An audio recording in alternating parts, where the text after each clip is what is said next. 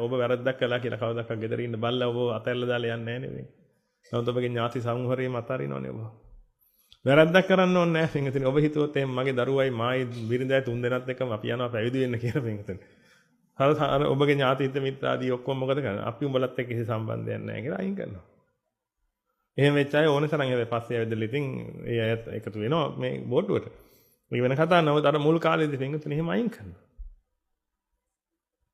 මේ ලෝකේ තියෙන උතුම්ම දේ කරන්න ගියාමත් එහෙමනම් ඔබගේ අතින් වැරද්දක් වෙච්ච ගමන් පින්වතුනි මුලින්ම ඔබට නැති වෙන්නේ පින්වතුනි ඔබගේ මිනිස්සු.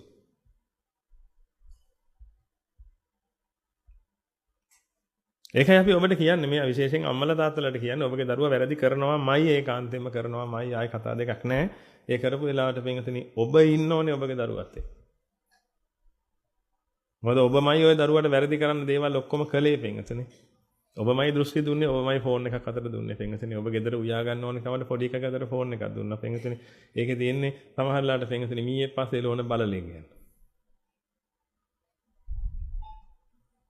වෙමීයේ පස්සේ ලෝන බලලාගෙන තියෙනකොට පින්වතුනි අර බලලට එක එක දේවල් වෙනවා මීයා කෝචොක් කරනවා මොන හරි දේවල් කර කර පින්වතුනි. අර බලලට විවිධ දේවල් වෙද්දි පින්වතුනි අර පොඩි එකා උඩ පැන කෑ ගැහුවා ඔබටත් හරි සතුටුයි පින්වතුනි. මගේ දරුවා හරියට hina වෙලා හරියට එන්ජොයි කරනවා ඒක කියලා පින්වතුනි. ඔබ තමයි ඒ දරුවගේ හිතට විස කැව්වේ කියන්නේ.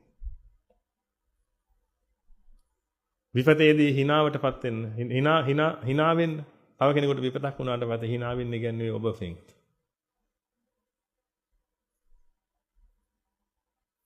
හරිනම් මේ වගේ දේවල් බලලා අඬන්න ඕනේ ඔබගේ දරුවා ෆෙන්. දීවි ලෝකෙන් ආපු එකක් නම් ඌ අඬයි ඕක දැක දැක ෆෙන්. අනේ යමේ බලන්නකෝ මේ දෙන්න ගහ ගන්නවනේ යමේ යාළුවා වගේ ඉන්න තිබුණානේ යමේ ඇයි ගහගන්නේ යමේ. ඇහුවද? එහෙම අහන්නේ නැහැ පින්වතුනි. උට hina යනවා. ඒක දැක්කට පස්සේ මොකද තව කෙනෙකුට අනතුරක් වෙනකොට hina යනවා.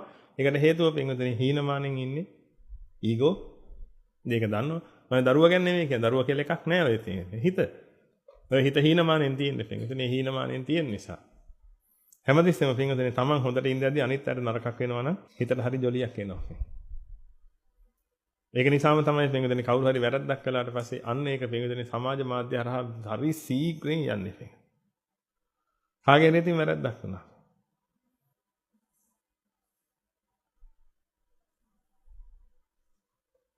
ඒ වෙලාවට පින්වතුනි මේ කාටවත් සිහියට එන්නේ නැහැ.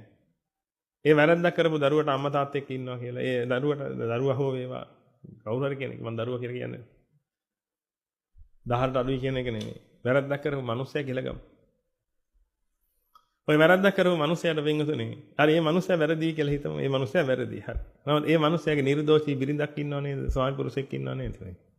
මේ මිනිස්සයා පාරේ බහලා යන්නේ කොහොමද?